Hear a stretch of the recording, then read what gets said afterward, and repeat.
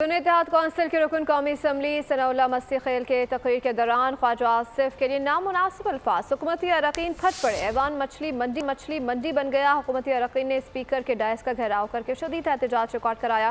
हुकूमती और अपोजिशन बेंचों के दरमियान सिक्योरिटी हसार बना दिया गया। डेप्यूटी स्पीकर ने अल्फाज हज़फ करवा दिए।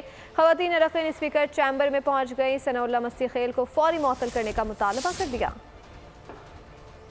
बड़े भाई भी यहाँ बैठे हैं। ख्वाजा साहब, मैं दिल की अथाह गहराइयों से एहतराम करता हूँ, हमारे भाई हैं।